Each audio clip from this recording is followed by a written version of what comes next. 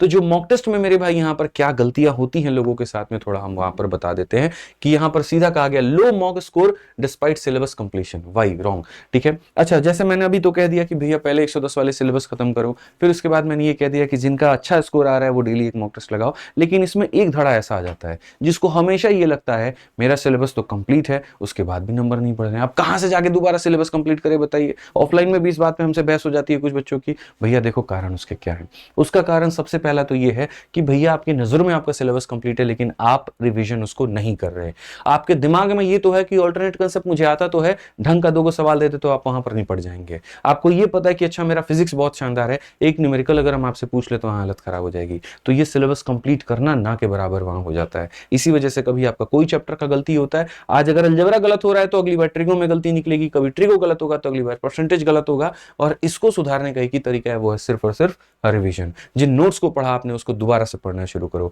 जहां से प्रैक्टिस किया आपने मेरे भाई वापस से प्रैक्टिस करना शुरू करो, क्योंकि आपने प्रैक्टिस करना छोड़ दिया है। कभी कभी एक आधा बार कहीं टॉप क्वेश्चन का सीरीज आता है, स्पेशली ये काम रिपीटर लोग करते हैं, बस उसको देख लेंगे, कलम नहीं चलाएंगे, मर जाएंगे लेकिन प्रीवियस ईयर नहीं लगाएंगे, वो वाली कहानी है। तो स्कोर कहां से बढ़ेगा बाबू तुम्हारा, बताओ यहाँ पे। ठीक है, तरीकों के साथ में तुम खिलवाड़ कर रहे हो, एक फिक्स तरीका नहीं रख रहे हैं यहाँ पर कि हाँ मेरा मैथ है, फिर रीजनिंग है, फिर इंग्लिश है, फिर जीएस है, एक फिक्स ऑर्डर ऑफ अटेम्प्ट हो तो मेरी बात भी बन जाए, वो बिल्कुल नहीं। और गलती से अगर वो बना भी लो मेरे भाई तो उसके बाद में तुम उसकी एनालिसिस नहीं करते, इसके ऊपर में कभी काम नहीं करते, तो ये भी बहुत गलत बात है। बीच बीच में यहां पर पॉज करके आदत हो गई है मॉक टेस्ट देने की, एक मॉक टेस्ट को एक किस्त में ना दे करके 3 किस्तों वाला बना रहे हो, कहां से मजा आएगा, फिर पेपर में तो इसका भुगतान होगा ना। तो ये कुछ गलतियां आपसे हो रही हैं जिसके ऊपर में आपको ध्यान देने की जरूरत है। मॉक देते वक्त में एक्यूरेसी नहीं आ रही है, प्रेजेंस ऑफ माइंड आपका नहीं है, सिली मिस्टेक हो रहा है, 2 क्वेश्चन आपके कट जा रहे हैं, 5 नंबर से आप सीधा वहीं पर पीछे हो जा रहे हैं, इसके ऊपर में भी फोकस करने की जरूरत है। तो इन बिंदुओं के ऊपर में अगर तुमने काम कर लिया तो जिनके